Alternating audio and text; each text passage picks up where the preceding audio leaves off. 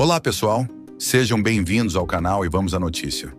Hoje vamos abordar um caso que tem gerado bastante repercussão nos bastidores da justiça, tanto aqui no Brasil quanto nos Estados Unidos. O ministro Alexandre de Moraes está sendo processado e o processo tem gerado um enorme burburinho por conta de questões envolvendo sigilo, troca de juíza e alegações de interferência política. Mas o mais curioso e ao mesmo tempo indignante é o modo como tudo está sendo tratado. Um completo paradoxo quando se analisa o comportamento do próprio ministro e as acusações feitas contra ele.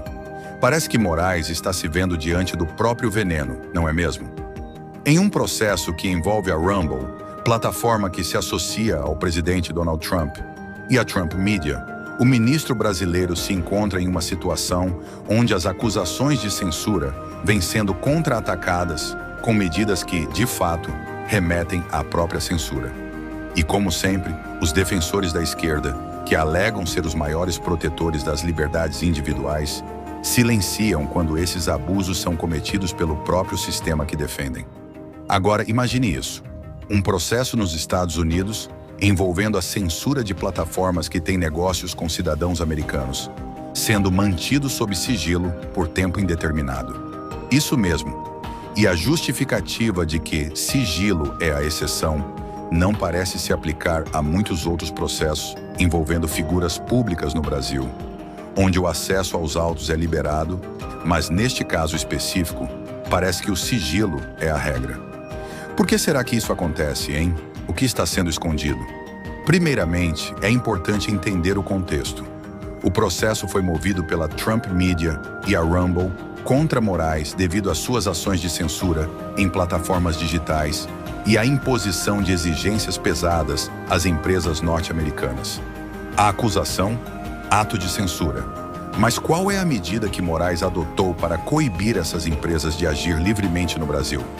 Ele exigiu que elas passassem a ter representantes legais no Brasil, uma medida que, segundo ele, é necessária para garantir que as plataformas atendam às ordens judiciais. Não é para menos, ele realmente acredita que essas empresas devem estar dentro da regulamentação nacional. Mas qual a lógica por trás de exigir que essas plataformas respeitem as leis brasileiras, enquanto ele próprio ignora o devido processo em outros países? E a troca de juíza? Isso também levanta muitas questões.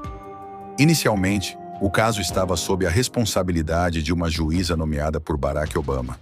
No entanto, a juíza foi trocada por uma nomeada por George W. Bush, e isso gerou ainda mais desconfiança.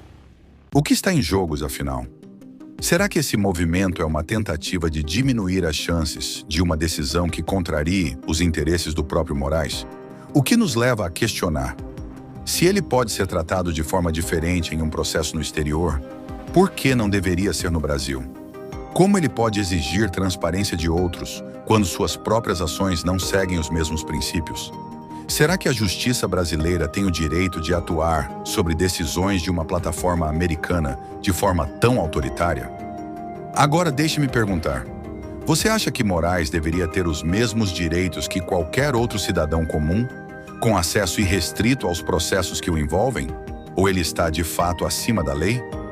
Por que será que ele não está pressionando as autoridades brasileiras a também garantir o sigilo dos processos envolvendo figuras políticas do país? O que está por trás de sua insistência em manter certos processos em segredo?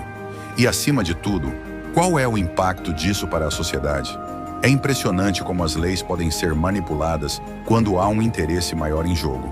O processo que está acontecendo na Flórida não se limita apenas à legalidade.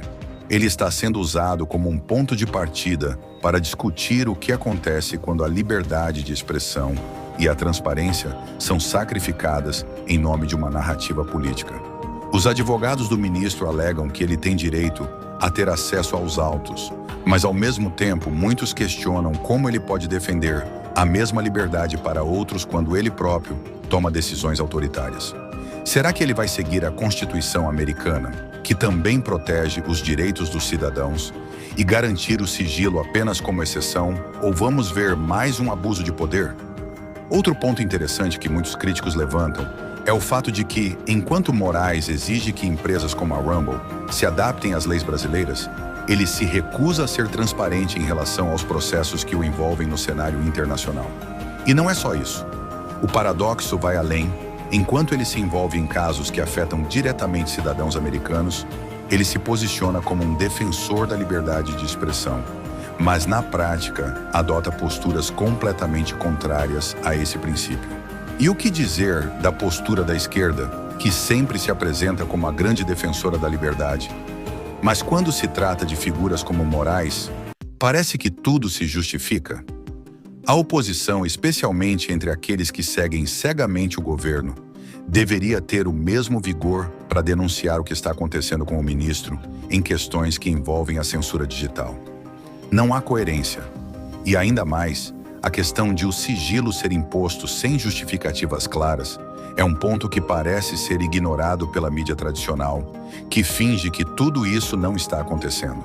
Portanto, a questão aqui não é apenas o que está acontecendo com o caso de Moraes nos Estados Unidos, mas o que isso representa para a liberdade de expressão no Brasil e no mundo. Não podemos mais aceitar que a justiça seja moldada por interesses políticos e ideológicos. A transparência é a base de um sistema jurídico justo. E se Moraes está buscando uma defesa, então que ele a busque com base na transparência e no respeito aos direitos de todos. Não devemos ser coniventes com essas distorções que apenas alimentam uma narrativa de controle e manipulação. Pessoal, o que vocês acham disso tudo? Concordam que há um grande paradoxo na situação de Moraes? Será que a justiça no Brasil e nos Estados Unidos realmente está sendo feita de maneira justa?